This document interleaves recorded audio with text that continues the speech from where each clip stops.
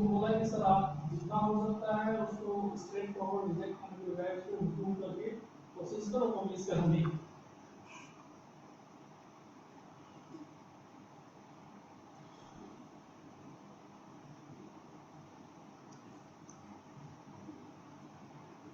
Hello,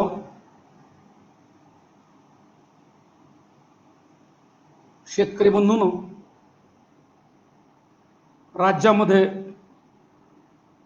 सर्वोत्कृष्ट तांत्रिक माहिती सांगणाऱ्या आणि दररोज आपल्यापर्यंत शेती क्षेत्राशी निगडीत असणाऱ्या सगळ्या घडामोडी जेव्हा आपल्यापर्यंत पोहोचवणारा आपला ग्लोबल शिवाराचा मित्र आपल्याबरोबर आहे अग्रवन, तेव्हा या माध्यमातून आपल्याला अनेकदा भेटीचा योग आला, मात्र फेसबुकच्या माध्यमातून आणि अग्रवनने उपलब्ध करून गेलेल्या या नवीन संधीतून आज आपल्याशी संवाद साधताना मला निश्चितच आनंद होत आहे। महाराष्ट्र पशु आणि मत्स्य विज्ञान विद्यापीठाच्या पशुवैद्यक आणि पशुविज्ञान महाविद्यालयातील कार्यालयामधून मी आपल्याशी संपर्क साधत आहे। मंडळी, आजचा विषय हा माझ्या आवडीचा विषय आहे। अर्थव्यवस्था सुधारण्याची आणि मजबूत करण्याची ताकद माझ्या विषयामध्ये आहे, पशुसंवर्धनात आहे। ही गोष्ट मला आपल्यापर्यंत पोहोचवायची आहे। यामध्ये सगळ्यात महत्त्वाची गोष्ट अशी की पशुसंवर्धन हा ग्रामीण भागातील आपले जे शेतकरी बंधू आहेत, पशुपालक आहेत, त्यांच्या आवडीचा विषय। त्यांची अर्थव्यवस्था जर आपण मजबूत केली आणि कौटुंबिक स्तरावर उत्पन्नाचे स्रोत वाढवले तर आपल्याला एकूणच देशामध्ये असणारी मोठी स्थित्यंतर आणि आर्थिक स्थैर्य पाहायला मिळेल। आपण जेव्हा ग्रामीण पातळीवरती कुटुंबांचा विचार करतो तेव्हा असणारी अर्धा एकरची शेती आणि तिला लागून असणार आपल्याकडचं पशुधन, यामधूनच आपण चांगल्या प्रकारे उत्पन्न मिळवत असतो। पण अनैसर्गिक परिस्थिती आणि सगळ्यात महत्त्वाचं अनपेक्षित घडणाऱ्या घटना यामुळे आपल्याला नेहमीसाठी कठीण परिस्थितीला सामना करावा लागतो। आपण जेव्हा चांगल्या प्रकारे शेती करतो, आपण जेव्हा चांगल्या प्रकारे पशुपालन करतो, तेव्हा त्याचं जे मार्केटिंग आहे, बाजारात गेल्यानंतर त्याकडून मिळणारं उत्पन्न आपल्याला जर वाढवायचं असेल तर आपल्याला मोठे प्रयत्न करावे लागतात। स्पर्धात्मक बाजारपेठ मिळवण्यासाठीचे आपले सगळे प्रयत्न खूप मोठे कष्टप्रद आहेत याची मला जाणीव आहे। पण एक गोष्ट महत्त्वाची, उत्पन्न वाढलं पाहिजे, उत्पादन वाढलं पाहिजे आणि आपल्या खिशामध्ये पडणारा जो पैसा आहे, जे आर्थिक पाठबळ आपल्याला मिळणार आहे या व्यवसायातून, तेही वाढलं पाहिजे। आपले प्रयत्न, आपले कष्ट, आपले श्रम यातून आपल्याला फायदा मोठ्या प्रमाणात झाला पाहिजे आणि जगामध्ये ज्या प्रमाणामध्ये होतो तसा आपल्याला व्हायला पाहिजे। असं सांगितलं जातं की जे दूध उत्पादक देश आहेत, त्या दूध उत्पादक देशामध्ये दूध व्यवसायामध्ये बाजारपेठेत उपलब्ध झालेला जो पैसा आहे त्यातला 80% पैसा हा ज्यांनी दूध उत्पन्न केलं त्या शेतकऱ्यांपर्यंत आणि पशुपालकांपर्यंत जातो। आपल्याकडे परिस्थिती थोडीशी वेगळी आहे। आपल्याकडे आपल्यापर्यंत पोहोचणाऱ्या पैशाचं प्रमाण अत्यंत कमी आहे आणि म्हणून शेती परवडत नाही, जनावर काय शेणासाठीच आहेत, फार मोठ्या अडचणी आहेत पशुपालनात, अशा सगळ्या गोष्टी आपण नेहमीसाठी ऐकत असतो। पण एक गोष्ट नक्की, आपण ज्या ज्या वेळेस चांगल्या प्रकारे पशुपालनाचा व्यवसाय करू तेव्हा आपल्याला आर्थिक उत्पन्न वाढण्याची आणि त्यातून आपलं उत्पन्न दुप्पट करण्याची मोठी संधी आहे. मंडळी, सध्याची परिस्थिती ही कठीण आहे, प्रतिकूल आहे. काही दिवस आपल्याला मोठा त्रास सहन करावा लागत आहे, पण पशुपालन हा विषय नेहमीसाठी नियोजनाचा आहे. चांगलं नियोजन असल्यानंतर कितीही प्रतिकूल परिस्थिती आली तरी पशुधनाकडून कधी आपल्याला अडचण निर्माण होत नाही किंवा फायदा कमी झालेला दिसत नाही. मुख्य म्हणजे जेव्हा जेव्हा नैसर्गिक आपत्ती आपल्यावर ओढवते तेव्हा तेव्हा पशुधन आपल्याला दुसरीकडे नेता येत राहतं, त्याला विमा कवच देता येत राहतं, प्रतिबंधात्मक उपाय योजता येत राहतात आणि आपल्या जनावरांचं उत्पादन आपल्याला हे ठराविक क्षमतेचं ठेवता येत राहतं. म्हणून आता सध्या असणारा जो काळ आहे याच्यावर मात करून भविष्यामध्ये आपल्याला उत्पन्न कसं वाढवायचं या दृष्टीने विचार करणं गरजेचं आहे. शेतीपूरक जे व्यवसाय आहेत ज्याच्यामध्ये दूध व्यवसाय आला, गाई म्हशी सांभाळण्याचा, शेळी मेंढी पालन आलं, मांस उत्पादन प्रामुख्यानं करण्याचं, कुक्कुटपालनाला असणारी संधी, याचबरोबर मी जरी या विषयातला तज्ज्ञ नसलो तरी सुद्धा मत्स्यपालन, सस्यपालन, मधमाशी पालन, बटेर पालन, देशी कोंबडी पालन हे सगळे विषय आपल्या राज्यामध्ये आणि आपल्या देशामध्ये शेतकऱ्यांनी समृद्ध करून दाखवलेले आहे. हे सगळे फायदेशीर व्यवसाय आहेत. हे जर पैसे देणारे व्यवसाय आहेत तर ते माझ्या दारामध्ये मला चांगल्या प्रकारे कशा प्रकारे जोपासता येतील, करता येतील आणि पैसा कसा मिळेल याची जाणीव असणं गरजेचं आहे. प्रत्येक व्यवसायामध्ये तंत्र आहे, प्रत्येक व्यवसायातलं आपण केलेलं कौशल्य आहे ते महत्वाचं आहे. आणि विशेष महत्वाची गोष्ट म्हणजे प्रत्येक व्यवसायामध्ये विज्ञानाचा विचार आहे. विज्ञानाशिवाय कुठलाही व्यवसाय आपल्याला करता नाही येणार. आणि आता 21व्या शतकामध्ये तंत्रज्ञानाची आपल्याला अनमोल साथ आहे. प्रत्येक व्यवसायामध्ये आपल्याला तंत्रज्ञान वापरता येण्यासारखं आहे.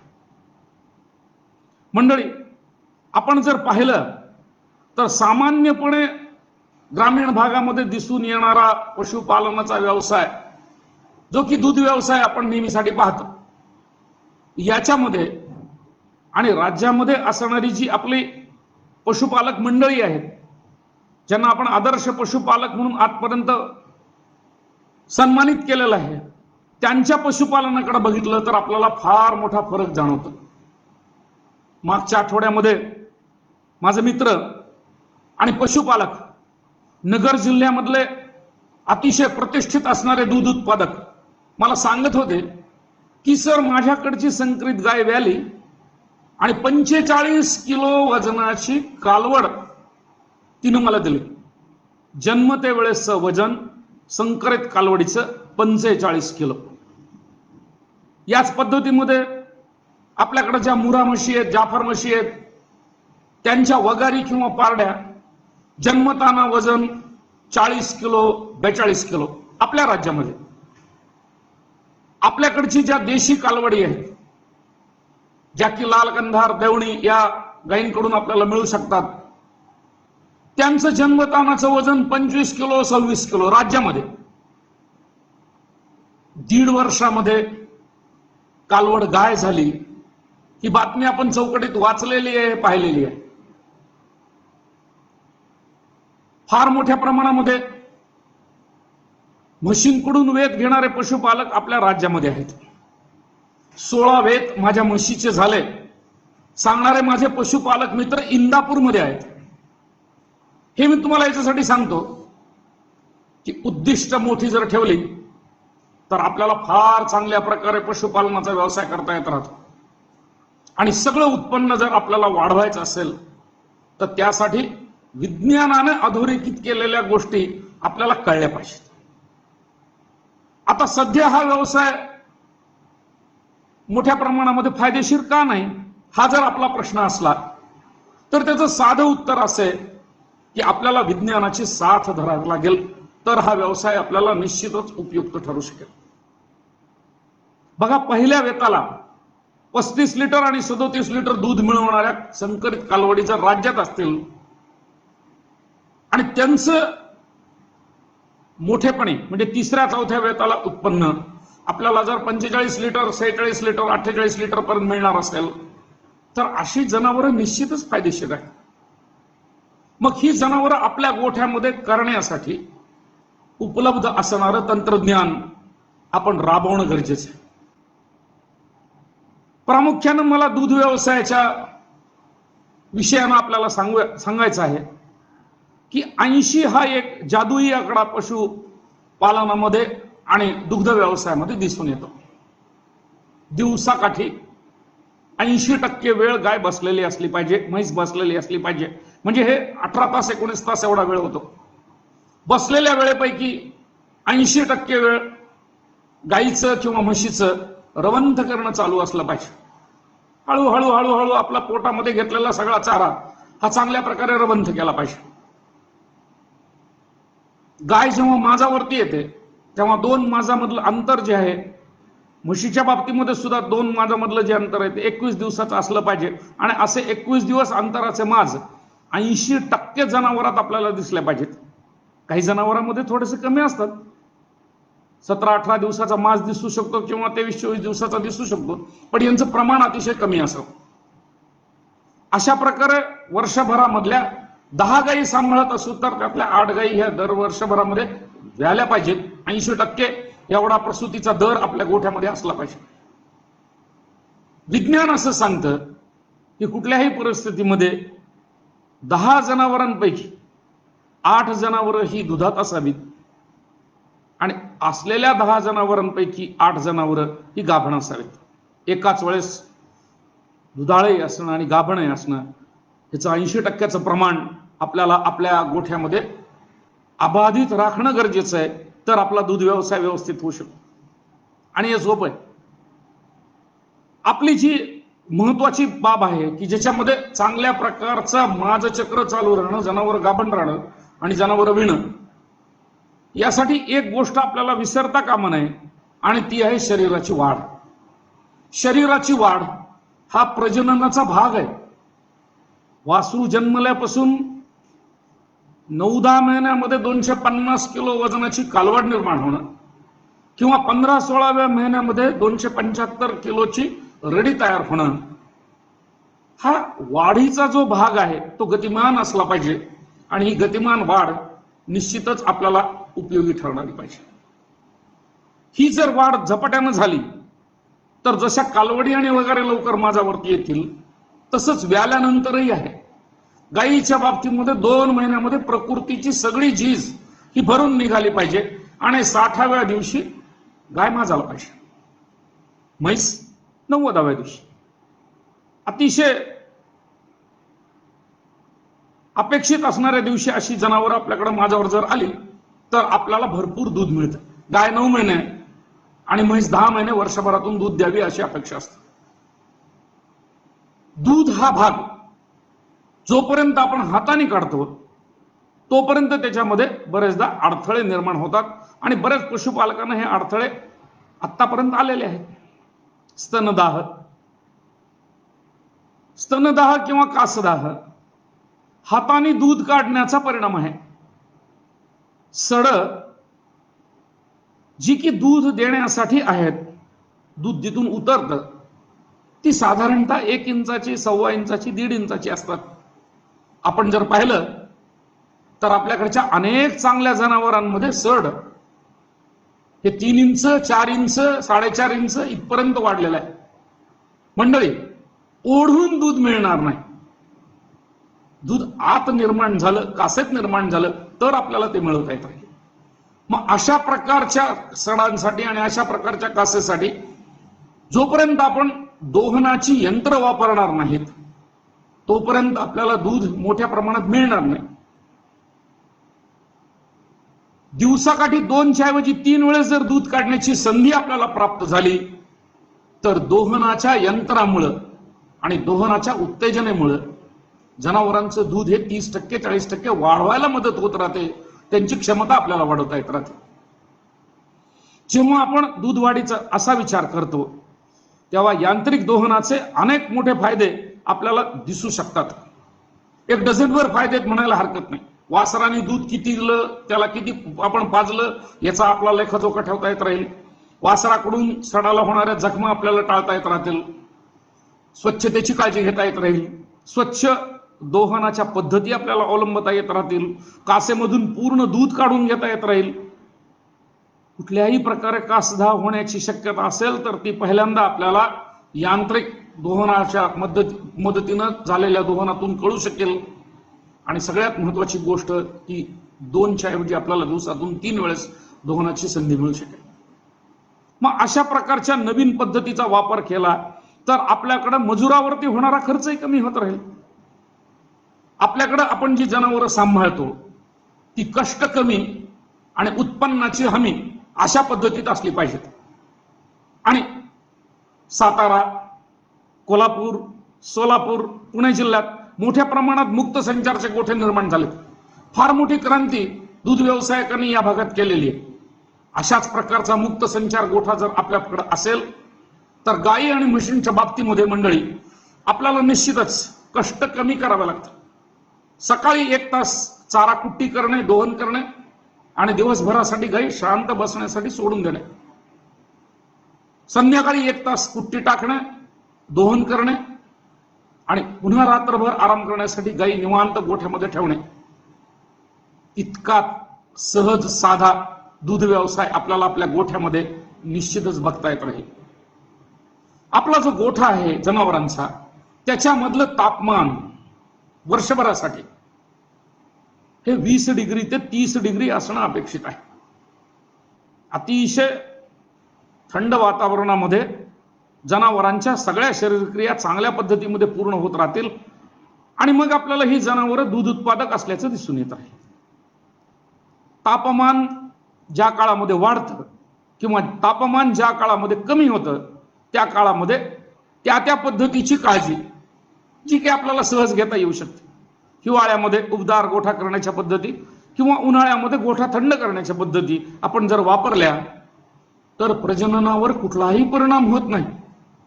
आणि मंडळी, गायींच्या बाबतीमध्ये सोडा, म्हशींच्या बाबतीमध्ये सुद्धा कुठल्याही प्रकारचा दुष्परिणाम तापमानामुळे प्रजननावरती होत नाही असं संशोधनातून सिद्ध झालेलं आहे. म्हणून उत्पादक म्हशी ठेवणं, त्यांचं माझचक्र अपेक्षित असणं हे उन्हाळ्यामध्ये आपल्याला करता येऊ शकतं. अशा प्रकारच्या जनावरांचा सांभाळ करत असताना आपल्याला जो त्रास होतो तो एवढाच की आपल्याकडे चाऱ्याचं नियोजन नसतं. आणि पशुपालनामध्ये 3 महिने नियोजित असलेला चारा हा अतिशय महत्वाचा घटक आहे.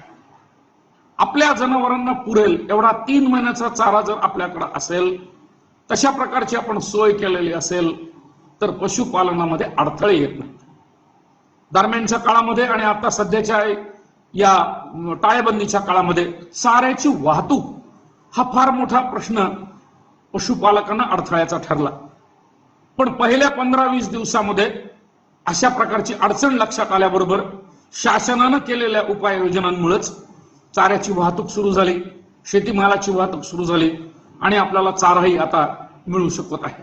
पण बाहेरून विकत घेतलेल्या चाऱ्यापेक्षा आपल्या गोठ्यामध्ये जर चाऱ्याचं नियोजन योग्य प्रकारे असेल आणि चाऱ्यासाठी मुरघास, जगभरात मुरघास पद्धत वापरली जाते, त्या मुरघास पद्धतीचा चारा जर आपल्याकडे गोठ्यात उपलब्ध असेल तर कुठल्याही प्रकारची अडचण निर्माण होत नाही. परदेशामध्ये मुरघासाला अतिशय महत्व आहे. कुठल्याही प्रकारचा चारा शेतामधून काढला आणि लगेचच जनावरांना टाकला अशी पद्धत जगातल्या दूध व्यवसायामध्ये नाही. म्हणून आपल्याला नेहमीसाठी मुरघास पद्धतीचा वापर आपल्या गोठ्यामध्ये अवलंबता येत आहे. जेव्हा फारच प्रतिकूल परिस्थिती असते तेव्हा आपण हायड्रोपोनिक्स तंत्रज्ञानातून चारा निर्मिती, आपल्याकडे जे सोयाबीनचं कुटार आहे, गहू आहे, त्याच्यावर प्रक्रिया करून जनावरांना चाऱ्याचा पोषणाचा भार कमी करण्याच्या पद्धती, आझोला सारख्या पाण वनस्पती आहेत त्यातून चांगल्या प्रमाणात आणि मोठ्या प्रमाणात आपल्याला प्रथिनांची पूर्तता करण्याच्या पद्धती हे देता येत राहील.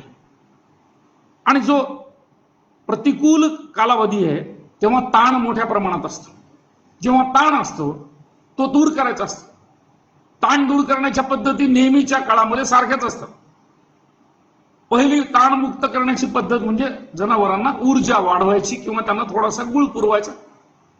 रक्तामधलं साखरेचं प्रमाण वाढलं की आपोआप जनावरांच्या अंगामध्ये तरतरी येत राहते आणि मग कुठल्याही प्रकारचा अडचण निर्माण होत नाही. दुसरी महत्वाची गोष्ट, जेव्हा आपण जनावरांच्या बाबतीमध्ये विचार करतो तेव्हा या जनावरांना क्षार मिश्रण प्रतिकूल परिस्थितीमध्ये आणि ताण असणाऱ्या परिस्थितीमध्ये क्षारांची मिश्रण गरजेची असतात. क्षार मिश्रण जर दिली तर ताण कमी होत राहतो. याचबरोबर सगळ्यात महत्वाची गोष्ट अशी की जर आपण मोठ्या प्रमाणामध्ये जनावरांच्यासाठी खाण्याचा सोडा हा उन्हाळ्याच्या दिवसामध्ये दिला तर जनावरांचा बराचसा ताण कमी होऊ शकतो. आणि बाजारामध्ये वनस्पतीजन्य ताण निवारक अनेक पर्याय आपल्याला उपलब्ध आहेत. हे पर्याय जर आपण घेतले तर त्याचाही वापर जनावरांच्या बाबतीमध्ये आपल्याला करता येऊ शकतो. आपलं पशुधन आजारी पडू नये आणि त्याची जाणीव होताच प्रतिबंधात्मक उपाय योजावेत असं अपेक्षित असतं. 80% आजार हे प्रतिबंधातून बरे व्हावेत. रोग होण्याच्या अगोदरच काळजी जर घेतली तर कुठल्याच जनावरांच्या बाबतीमध्ये कुठल्याही आजारपणाची बाधा होत नाही. संभाव्य आजारांची यादी ही आपल्याला माहित असली पाहिजे. व्याल्यानंतर कोणते आजार होतात, वेळेमध्ये कोणते अडथळे येऊ शकतात, गर्भपात का घडू शकतो, कुठल्या प्रकारच्या अडचणी येऊ शकतात गाभण काळामध्ये, किंवा परिस्थिती बदलत असताना, नैसर्गिक परिस्थिती बदलत असताना जनावरांचं पचन बदलतंय का, जनावरांचं शरीर तापमान बदलतंय का, याची आपल्याला जर जाणीव जर आली तर अशा जनावरांच्या बाबतीमध्ये आपल्याला काळजी घेता येत राहते. मला सांगायला आवडेल की आपण जी जनावरं सांभाळतो त्या सांभाळलेल्या जनावरांच्या बाबतीमध्ये त्यांची खुरं चांगली आहेत का हे बघणं फार महत्वाचं आहे. आपण गोठ्यामध्ये सांभाळलेल्या जनावरांची खुरं आणि आपल्या राज्यामध्ये आपल्या देशामध्ये जर आपण पाहिलं तर 50% जनावरांची खुरं वाढलेली असते. मागच्या पायावर वजन पेलता येत नाही अशा प्रकारची शारीरिक दुर्बलता दिसून येणारी जनावरं दूध उत्पादकही ठरत नाहीत आणि प्रजननाला लायक ठरत नाहीत. म्हणून दर 3 महिन्याला 4 महिन्याला गोठ्यामध्ये जनावरांचे नख जे वाढलेले आहेत ते पूर्णपणे काढून टाकणं किंवा ते आपल्याला जे वाढलेले भाग आहे तेवढा काढून घेणं हा गरजेचा ठरतो. दुसरी महत्वाची गोष्ट अशी की आपण जेव्हा जनावरांच्या बाबतीमध्ये दैनंदिन व्यवस्थापनामध्ये काही गोष्टी निरीक्षण करतो त्याच्यामध्ये शेण किती टाकलं, कुठल्या रंगाचं टाकलं, शेणामध्ये कुठल्या प्रकारचे घटक आहेत याची तपासणी, मूत्र किती प्रमाणात टाकलं, मूत्रामध्ये घटक कुठल्या प्रकारचे आहेत, मूत्राचा रंग कसा आहे याच्यावरती लक्ष असणं, निर्णामधून येणारा जो स्त्राव आहे त्याची थोडीफार बाजू आपल्याकडं नोंद करून ठेवणं. याचबरोबर जेव्हा आपण जनावरांना मसाज करू, हलकासा मालिश करू तेव्हा कातडीवरचे केस गळतात का, उलट्या दिशेनं हात फिरवल्यानंतर खाली काही किडे वगैरे आहेत का याची आपल्याला काळजी घेता येत राहील.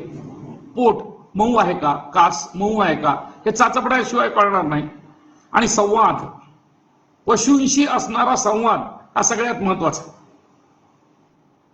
दुधाळ जनावर बोलतात आणि बोलतात म्हणजे गप्पा मारतात.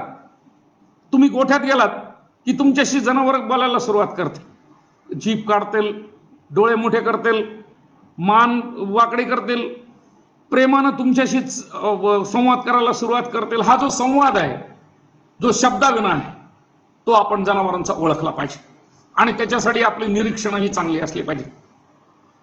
यासाठी आपल्या सर्वांना विनंती आहे की आपण जो व्यवसाय करणार आहोत तो परंपरागत चाललेला व्यवसाय सोडून देणं आता गरजेचं आहे.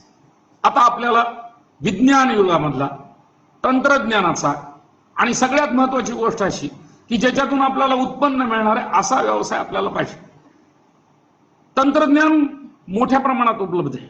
जसं लसीकरणातून आपण रोग प्रतिबंधाचं काम मोठ्या प्रमाणात केलं, तसं जनावर माझावरती येत नसेल तर माझावर आणणाऱ्या जनावरांसाठीच्या औषधाच्या पद्धती ठरलेल्या आहेत. चांगलं तंत्रज्ञान उपलब्ध आहे. आपल्याकडे अल्ट्रासोनोग्राफीची व्यवस्था आहे. आपल्याकडच्या दवाखान्यामध्ये ही यंत्र उपलब्ध आहेत. प्रत्येक वेळी प्रजननाचं नियंत्रण करण्यासाठी त्याचा उपयोग होत राहील. आपले पशुवैद्यकीय अधिकारी हे आपले मित्र आहेत, त्यांच्याशी आपल्याला संपर्क साधता येत राहील. आणि महत्वाची गोष्ट अशी की राज्य शासन आणि पशुवैद्यकीय विद्यापीठ याचे जे काही आपल्याला मोफत सल्ला वाहिनीचे दूरध्वनी क्रमांक आहेत ते तोंडपाठ असणं गरजेचं आहे. पशुसंवर्धन खाते महाराष्ट्र शासन यांचा मोफत दूरध्वनी क्रमांक हा 1800-233-0418 असा आहे. कार्यालयीन दिवशी आपल्याला आपले जे प्रश्न आहेत तर ते त्यांना विचारता येतात. विद्यापीठाच्या बाबतीमध्ये जर म्हणाल तर महाराष्ट्र पशु आणि मत्स्य विज्ञान विद्यापीठाचा जो क्रमांक आहे मोफत टोल फ्री क्रमांक तो 1800-233-3268 असा आहे. याही वरती आपल्याला संपर्क साधता येत आहे. आणि मंडळी, ज्या ज्या वेळेस तुम्ही अडचणीत असाल तेव्हा यंत्रणा हलवणं हे तुमचं काम. तुम्ही जेव्हा अडचणीत असाल तेव्हा यंत्रणा तुमच्या बरोबर असली पाहिजे. यंत्रणेची झोपमोड झाली पाहिजे, तरच आपण प्रगतीशील राज्याची आणि राष्ट्राची कल्पना करू शकतो. तुम्ही चिंतेमध्ये आहात आणि यंत्रणेची जर झोपमोड झाली नाही तर आपल्यावरती मोठा बाका प्रसंग येणार आहे. हा कधीही येऊ नये यासाठी आपण यंत्रणेच्या संपर्कात असणं आणि चाचपणी केल्यानंतर आपल्याला मदत करणाऱ्या यंत्रणा उपलब्ध होऊ शकतील. व्यक्तिगत पातळीवरचा आपला जो काही राग आहे, रोष आहे, तो थोडासा दूर करून जर आपण मोठ्या प्रमाणामध्ये मन मोठं करून जर सर्वांशी संपर्क साधण्याचा प्रयत्न केला तर आपल्याला मार्ग सापडतील. आणि या राज्यामध्ये पशुपालकांसाठी जीवाचं रान करणाऱ्या मंडळींची फौज आहे.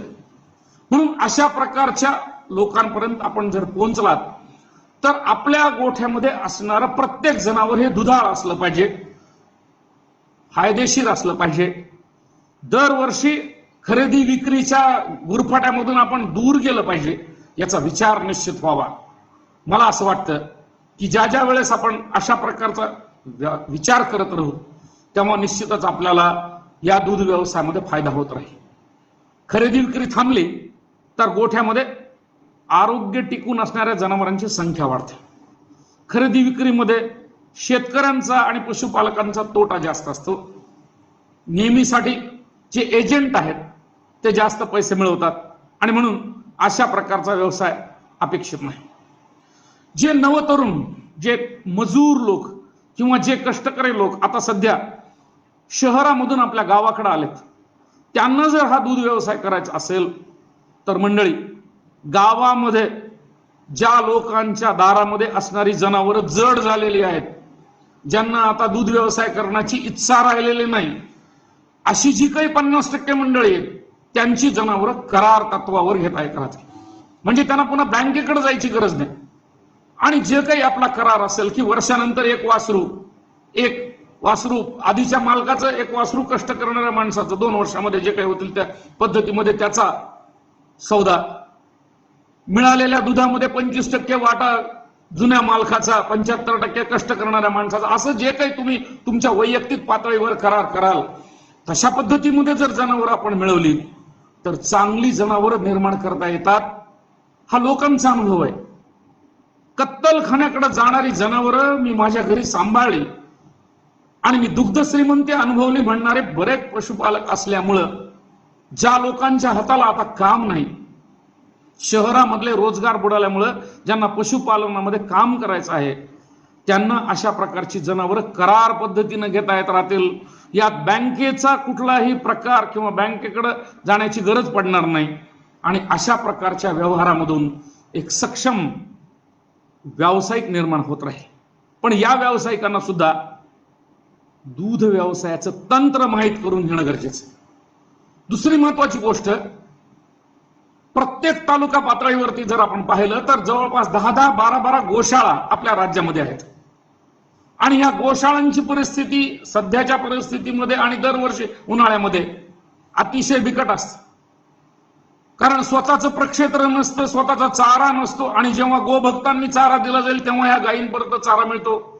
ही परिस्थिती जर गोशाळांना टाळायची असेल आणि गायीवरती माझं स्वामित्व आहे असं म्हणण्यापेक्षा गाय समृद्ध करण्यासाठी मी आयुष्यभर प्रयत्न करणार अशी जर मनोकामना, अशी जर भूमिका ठेवणारी मंडळी असतील तर गोशाळेमधल्या काही गायी 30%, 40% गायी आपल्याला बेरोजगार झालेल्या तरुणांसाठी करार पद्धतीनं देता येत राहतील.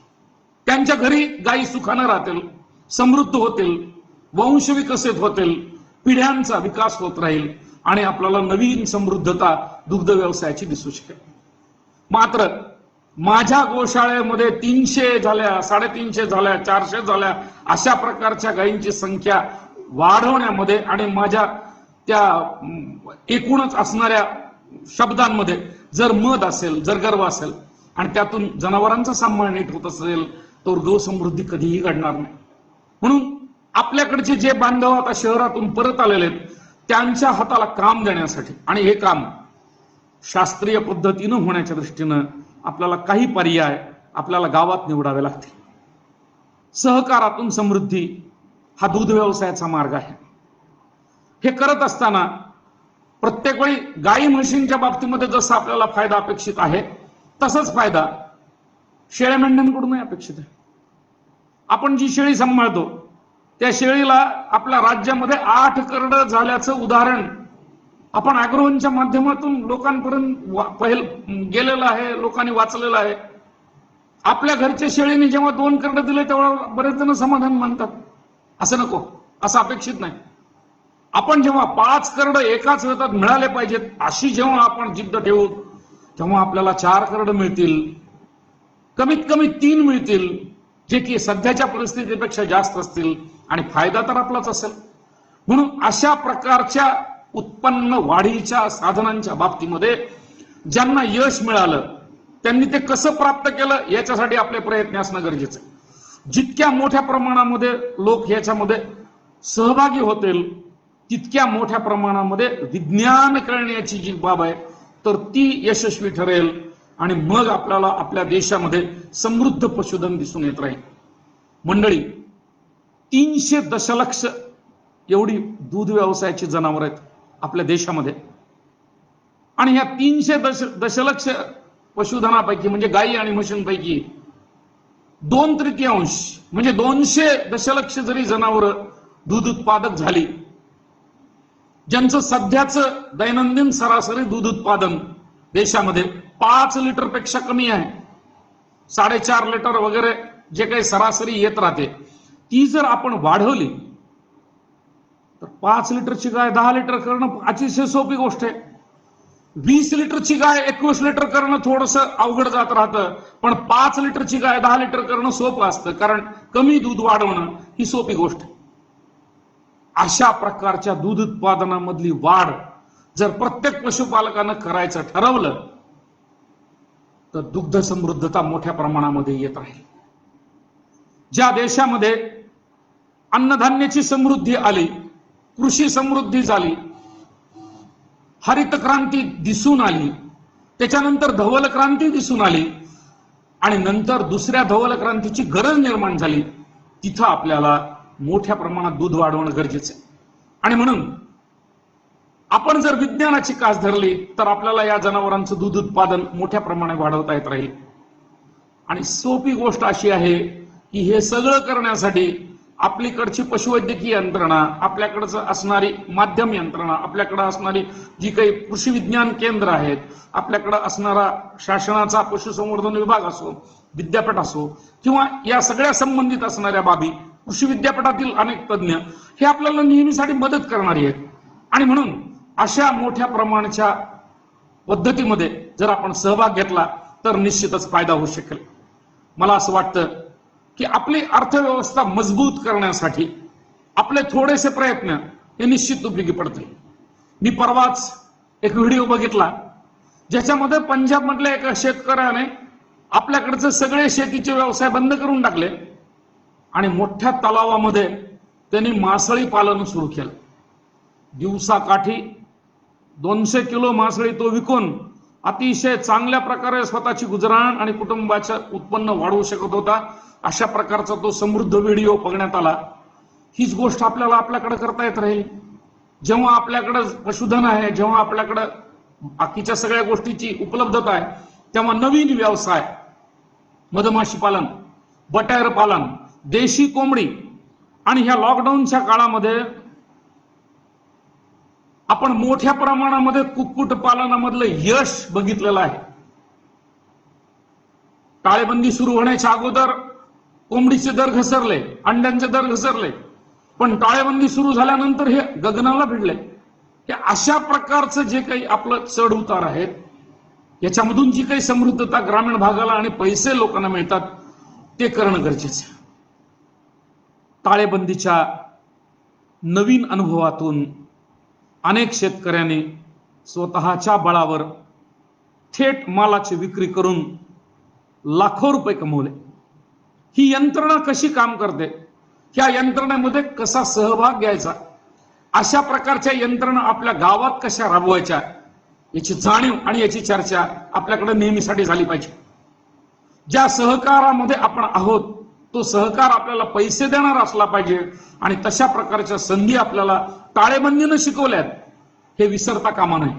शहरामध्ये होणारा सगळा भाजी पुरवठा, दूधमालाचा पुरवठा हा केवळ आपल्याला टाळेबंदीमुळे शिकता आला. अशा नवीन पद्धती आणि त्यामध्ये असणारी संगणकीय प्रणाली याची जर माहिती आपण करून घेतली तर निश्चितच आपल्याला हा दूध व्यवसाय हा समृद्धतेकडे नेता येईल असं मला वाटतं. मंडळी, फार चांगल्या विषयाशी आपल्याशी चर्चा करण्याचा योग आला आणि माझ्याबरोबर या कार्यक्रमामध्ये अनेक लोक जोडलेले मी पाहतो आहोत. यामध्ये गजाननजी सलगर आहेत. आत्ताच्या काळामध्ये दूध दर खूप कमी आहे असं त्यांचं म्हणणं आहे. मला मान्य आहे.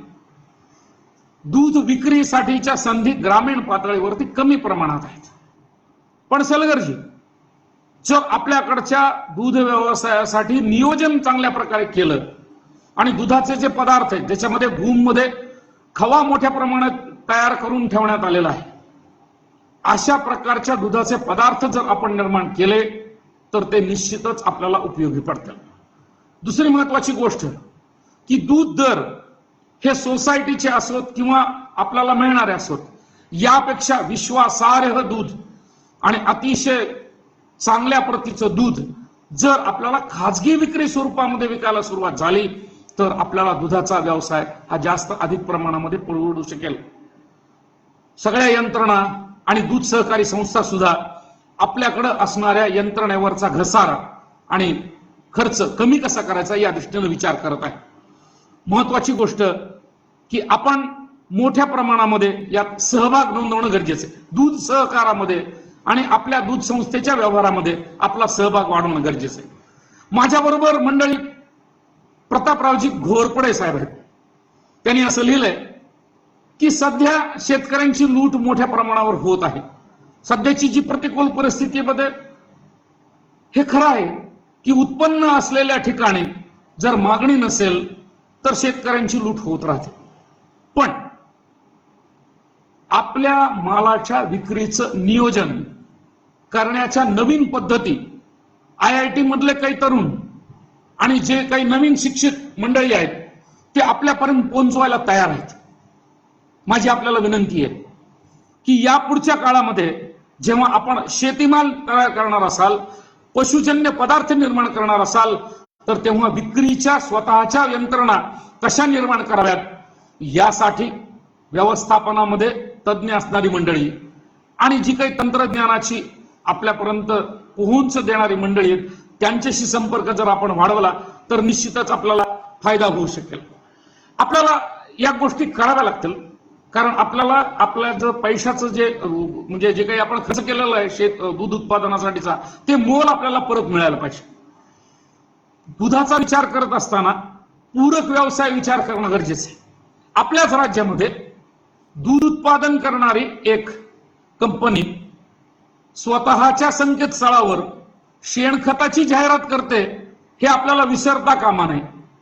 म्हणून आपल्याकडे जर दूध व्यवसाय असला तर असलेल्या दूध व्यवसायामध्ये त्यातून तर पैसे घ्यायचेच, पण जे पूरक व्यवसाय जे आहेत की ज्याच्यामध्ये आपल्याला घनजीवामृत तयार करता येईल, त्याच्यामध्ये गोमूत्रापासून अनेक काही गोष्टी तयार करता येत राहतील, कीटकनाशक तयार करता येत राहतील, जनावरांचा जो वार आहे तो आपल्याला जर चांगल्या प्रकारे संकलित करून ठेवता आला आणि त्याच्या मूळ पेशींचा वापर आपल्याला मानवी आरोग्यासाठी करता येत राहील, जनावरांचं गर्भजल हे अतिशय उपयुक्त ठरतं मानवी शस्त्रक्रियेमध्ये, त्याचा कसा वापर करता येत राहील, याचबरोबर आपल्याला जनावरांच्या बाबतीमध्ये अनेक प्रकारचे खतांचे प्रकार कसे निर्माण करता येतील, सहज ते इतरांना कसे उपलब्ध करून घेता येतील, याचा जर विचार केला तर निश्चितच आपल्याला फायदा होऊ शकेल. मला असं वाटतं की आपले प्रयत्न आपण वाढवूयात, ज्या नवीन संधी तर त्या आपण निश्चितच त्याच्याबद्दलचा विचार करूयात. आणि अॅग्रोवनच्या माध्यमातून दर महिन्याला येणाऱ्या यशकथा ह्या आपल्या संग्रही असणं सगळ्यात महत्वाचं. दर आठवड्याला एक यशकथा अॅग्रोवन मध्ये येत असते. ही कात्री कापून ठेवण्याचा मी पहिल्यापासून छंद जोपासलेला आहे. आपणही असाच जोपासा. चांगल्या प्रकारच्या ह्या यशकथा आपल्याला नेहमीसाठी पूरक ठरतील आणि फार चांगल्या प्रकारे आपल्याला व्यवसाय करता येईल. माझ्याबरोबर फेसबुकवरती शरद पाटील आहेत, लातूर जिल्ह्यामध्ये मावलगाव हे त्यांचं गाव आहे. त्यांच्याकडे देशी गायी आहेत, त्यांचा व्यवसाय अतिशय समृद्ध आहे. चांगल्या प्रकारचं दूध उत्पादन करून अशा प्रकारच्या व्यवसाय करता येऊ शकतो. Video sorry we are having problem playing this video. क्या हो गया? बंद करो दो एक बार. बंद करो सर. अभी वो जस्ट